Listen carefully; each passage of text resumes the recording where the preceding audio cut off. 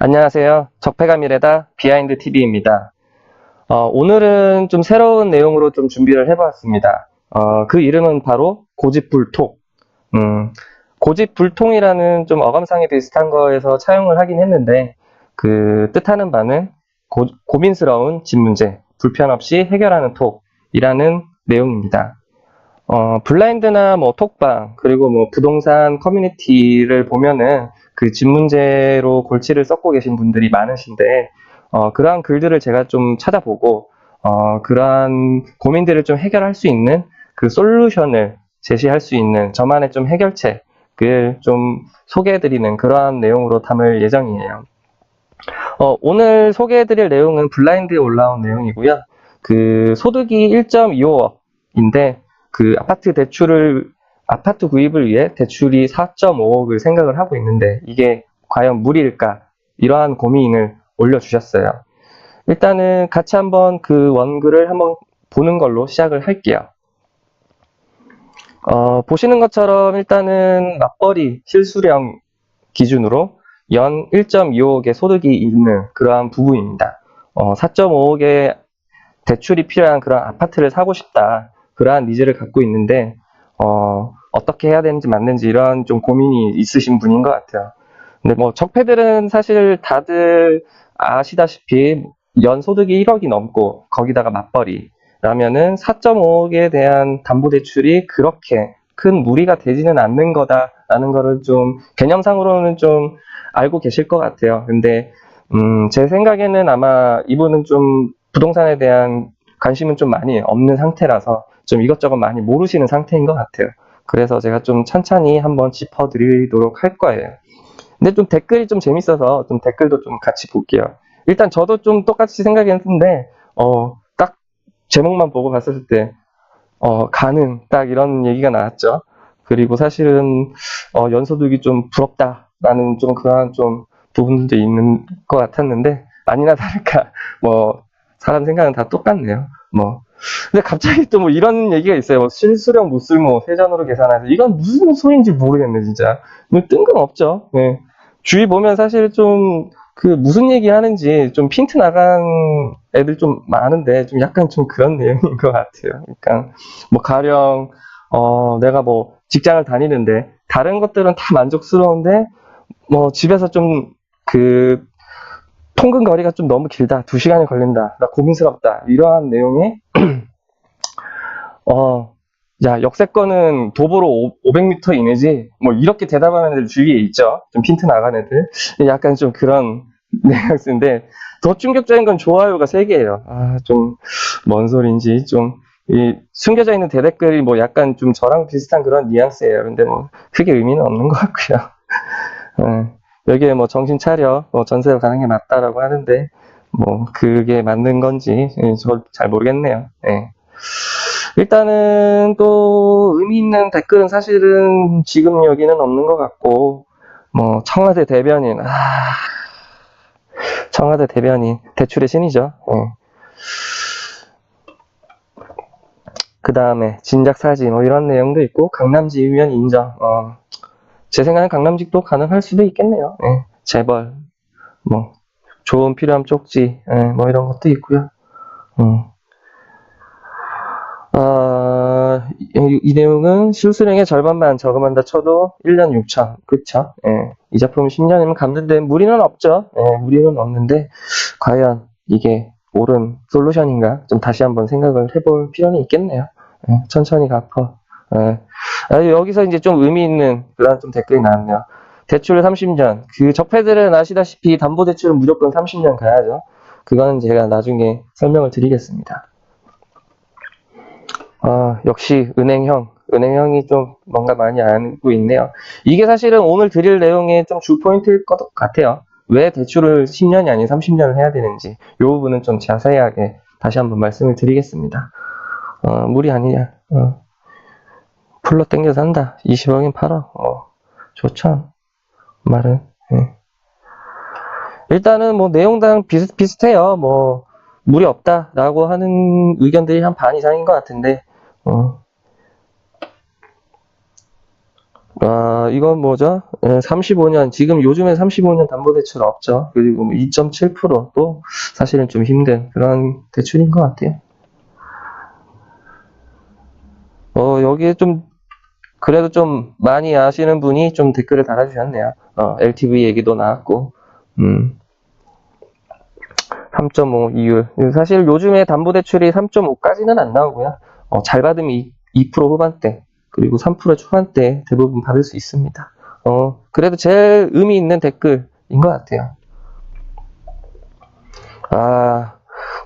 연봉이 7,500인데 4.5 대출한다는 수견해진. 그렇죠. 사실 저 같은 경우에는 외벌이에 연봉도 그렇게 높지 않은데 대출이 공식적인 걸로만 7억이 넘어요. 예. 그래도 충분히 살고 있죠. 뭐 차도 샀고요. 예. 여행도 다니고. 얘는 좀 이상해. 뭐야, 얘 좀. 일단은 뭐 댓글은 요 정도 보면 될 것 같고요. 뭐 원글 찾아서 보시면 될 것 같습니다. 일단은 제가 생각하는 솔루션 한번 소개해 드릴게요. 일단은 기본적으로 이 형은 그 집에 대한, 그리고 뭐 부동산에 대한 좀 내용을 사실은 좀 많이 아는 분이 아닌 것 같아요. 그래서 제가 첫 타이틀은 그 리브냐 바이냐 라고 좀 달아봤습니다. 그래서 지금 집을 사려고 하는 목적 자체가 집 자체를 사고 싶은지, 뭐 살 집이 필요한지, 그거를 좀 구분을 해야 될 것 같아요.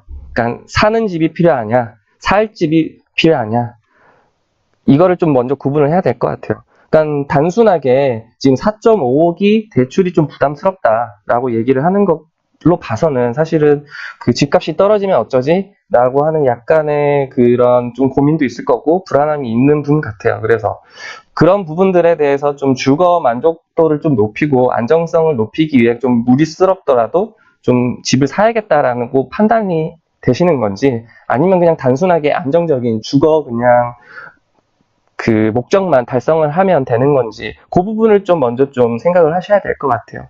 근데 사실은 그 맞벌이고 연소득이 그렇게 높은 편이라면은 사실 개인적으로는 사는 쪽으로 조언을 드리고 싶어요. 그 집이 뭐 얼마짜리가 됐든 뭐 2년마다 전세 옮겨 다닌다고 고생할 필요도 없고, 그렇습니다. 일단 그 부분을 좀 먼저 좀 짚어야 될 것 같다라고 해서 제가 먼저 좀 첫 번째 포인트로 이걸 좀 짚어드렸고요. 두 번째 포인트는 사실은 좀 이런 부분들을 좀 많이 아시는지 제가 좀 헷갈려요. 그러니까 왜 그런 생각을 했느냐. 그 사실 4.5억 대출을 받으려면은 분명히 이분은 서울 집을 염두를 하고 계신 것 같아요. 그러면은 다들 아시다시피 서울집, 그리고 그 정도 고액 연봉자라면은 그 서민 실수요자에도 해당이 안 되니 LTV, DTI 둘 다 40%인 거죠. 그 40%라면은 사실은 4.5억에 대한 대출이 필요하다라는 계산이 나왔으면은 그 집이 얼마인지는 정확히 모르겠어요. 뭐 10억짜리를 보실 수 있고, 뭐 15억짜리를 보실 수도 있고, 또는 뭐 6억짜리 이렇게도 보실 수도 있는데, 기본적으로 4.5억이 대출을 받는 걸 기준으로 봤었을 때는 약 11억짜리 아파트라는 얘기입니다. 딱 11억 2,500만 원 아파트의 40%가 딱 4.5억이 나오거든요. 그래서 사실은 어떤 아파트를 지금 사려고 하시는지가 좀 모르겠어요. 이 글만 봐서는. 그래서 뭐 추가적으로 뭐 댓글을 주시든지 연락을 주시면 제가 좀 더 심도 있는 상담이 될 것 같은데, 기본적으로는 일단 LTV, DTI를 좀 알고 넘어가자라고 말씀을 드리고 싶어서 제가 이거를 좀 준비를 했습니다. DTI는 말 그대로 부채 상환 비율인데 연소득 대비 그 대출 금액에 대한 원리금, 원금 포함입니다. 그게 40%를 넘지 마라 라는 내용인데, 그 원리금 기준으로 봤었을 때는 그 지금 현재 기준으로 그 세전 계산을 해야겠죠. 로 대충 계산을 했었을 때는 약 그 566만 원이 나왔어요. 이거는 물론 그 대출 금리가 몇이냐에 따라서 조금씩 다르긴 할 텐데, 대략적으로 이 정도는 알고는 계셔야 된다라는 내용입니다. 자, 11억 2,500만 원, 그리고 6억 7,500만 원. 이게 무슨 뜻일까요? 제가 그 앞 페이지에서 말씀드렸듯이 이분은 4.5억 대출이 필요하다라고 얘기를 했고 이미 본 아파트가 있어요. 그게 얼마짜리인지 모르지만. 가령 제가 말씀드렸듯이 LTV 맥스로 잡았을 때 11.25짜리 아파트를 보셨을 때 라고 가정을 한다면은 4.5 대출이 중요한 게 아니에요, 이분은. 왜냐? 나머지 60%에 대한 자산이 있어야 되잖아요. 현금화된. 그게 뭐 당장 전세금이 됐든 뭐가 됐든요. 결국에는 지금 현금으로 6억 이상, 7억 가까이 정확하게 6억 7,500만 원 있느냐? 이걸 좀 여쭤보고 싶어요. 도대체 어떤 집을 보고 있고 과연 얼마만의 돈이 준비가 되어 있길래 대체 대출을 4.5억이나 받으려고 하는지, 받으면 무리가 안 되는지가 좀 궁금한 포인트가, 사실은 가장 궁금한 포인트가 이거였거든요. 그래서 이 부분을 좀 정확하게 좀 정의를 하고 내려가야겠다라고 제가 좀 조언을 드리고 싶고요. 지금부터는 이제 제가 생각하는 그런 좀 제 생각, 일종의 고민을 해결할 수 있는 솔루션이 될 것 같아요. 일단 기본적으로 10년 상환을 좀 염두를 하고 계셨는데 10년 상환은 주담대에서 별로 그렇게 유리하지 않습니다. 물론 이자는 사실은 여기서 보시는 것처럼 10년을 만약에 대출을 일으키고 전체 이자를 따졌을 때는 약 7,894만 원이에요. 이건 금리를 한 3.3%를 잡았을 때 기준입니다. 물론 이것보다 더 금리가 낮을 확률이 높아요. 반면에 30년으로 끌고 갔었을 때는 이자가 확 늘어요.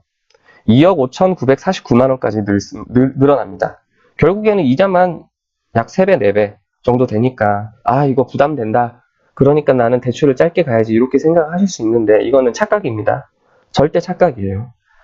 왜 대출은 길게 가져가야 되느냐? 첫 번째, 원리금 상환이 비교가 안 될 만큼 작아요. 자, 10년 기준으로,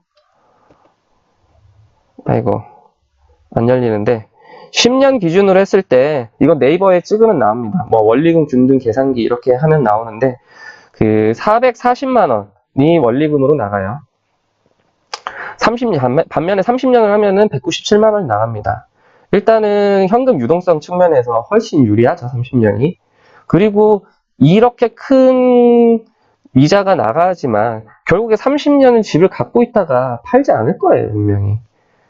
제가 보기엔 10년 더 길어요. 10년 내에 다른 집으로 이사 가면은 결국에는 이 집 팔고 대출 갚으면 됩니다. 그렇기 때문에 여기에 나와 있는 이자 다 안 나가요. 낼 일 없어요. 그리고 10년이든 30년이든 이 금액은 사실은 현재 가치의 화폐, 그러니까 현재 기준의 화폐 가치잖아요. 미래 가치에는 사실은 30년 후에 197만 원은 지금의 가치의 197만 원이 아닙니다. 이거는 경제 원리를 조금만 아시는 분들이라면은 단박에 이해하실 개념이에요. 이거는 뭐 모르시면 공부하세요. 공부하시면 되고요. 그래서 결론적으로 대출은 무조건 길게 가야 됩니다. 아시겠죠? 결론입니다. 그래서 지금 현재 아무 조건은 없어요. 너 얼마짜리 집을 사고 싶은지, 얼마나 자산이 있는지 모르겠는데 현재 그냥 기준의 소득만 봤었을 때 4.5 아주 건전한 대출입니다. 이거 DTI로 계산했을 때 물론 30년 기준으로 했을 때예요. 약 한 15% 정도 될 거예요. 정부가 제한하는 한도치가 40%인데 10몇 프로라면은 굉장히 건전한 대출이라는 얘기인 거죠. 결국에는 4.5억에 대한 대출 무리 없다. 질러라. 아까 제가 말씀드렸죠. 저는 연봉이 한 6천 정도 되는데 공식적인 토스 검색하면 나오는 공식적인 대출만 한 8억 가까이 됩니다. 그래도 잘 살아요. 외제차도 사고 뭐 해외여행도 1년에 뭐 몇 번씩 하고 다 잘 삽니다. 대출을 얼마를 일으키느냐가 중요한 게 아니라 얼마만큼 건전하게 일으키느냐가 중요하고, 철저하게 상환 계획을 그리고 내 자산 규모를 완벽하게 이해하고 일으키는 대출은 이거는 무기예요, 무기. 그래서 결론적으로 사세요. 제가 보기엔 별로 무리되지 않습니다. 일단 오늘 제가 드리고 싶은 말씀은 여기까지고요. 더 추가적인 상담이 필요하시면 연락주세요. 제 유튜브 시작한 지 얼마 안 됐지만 구독도 눌러주시고 좋아요도 눌러주시고 저희 톡방 오셔가지고 내가 그 사람이다. 내가 이렇게 저렇게 했는데 어떻게 하느냐, 다시 추가적으로 문의 주세요. 문의 주시면 제가 답변 드릴게요. 일단은 제가 오늘 시간은 여기까지 마칠 거고요. 뭐 정말로 다른 뭐 집에 대해서 뭐 고민이 많다. 그러면 저한테 연락 주시면은 사연 제가 소개해 드릴게요. 네. 오늘은 여기까지 하겠습니다. 감사합니다.